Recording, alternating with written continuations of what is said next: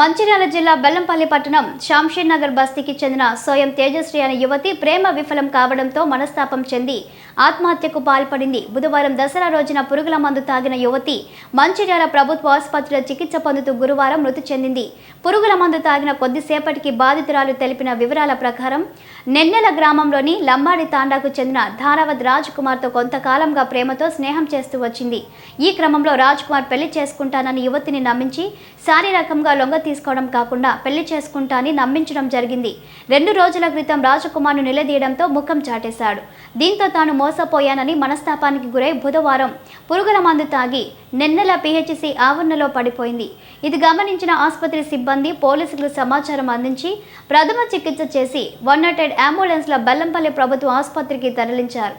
అక్కడ నుండి మెరుగైన వైద్యం కోసం మంచిర్యాల ప్రభుత్వ ఆసుపత్రికి తరలించడంతో చికిత్స పొందుతూ గురువారం ఉదయం యువతి మృతి చెందింది. యువతి మరణానికి కారణమైన రాజ్ కుమార్ కుటుంబ సభ్యులను వెంటనే అరెస్టు చేయాలని, చట్టపరమైన చర్యలు తీసుకోవాలని మృతురాలి తల్లి సోయం లక్ష్మి పోలీసులకు ఫిర్యాదు చేసింది. యువతి నుండి స్వాధీనం చేసుకున్న సూసైడ్ నోట్లో ప్రియుడితో పాటు వారి కుటుంబ సభ్యుల పేర్లు రాసి ఉన్నాయి. ఈ మేరకు కేసు నమోదు చేసుకుని దర్యాప్తు చేస్తున్నట్లు ఎస్ఐ రాజశేఖర్ తెలిపారు.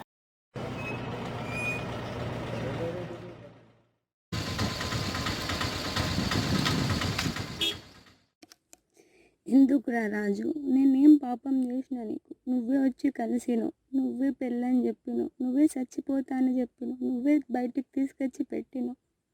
8 months టైం ఇవి పెళ్ళి చేసుకుంటా అని చెప్పినావు, ఇంట్లో వాళ్ళతో మాట్లాడతా అని చెప్పినావు. ఇప్పుడు నేను పెళ్ళి అని అడిగేసరికి నా తప్పులన్నీ బయట పెడుతున్నాను. నేను నీకు ఫస్టే చెప్పిన, నా సిచ్యువేషన్ ఇది, నా ప్రాబ్లం ఇది, నా కథ ఇది. అంటే ఆ సిచ్యువేషన్స్తో నాకు పని లేదు, నాకు నువ్వే కావాలని నువ్వు నాకు చెప్పినావు.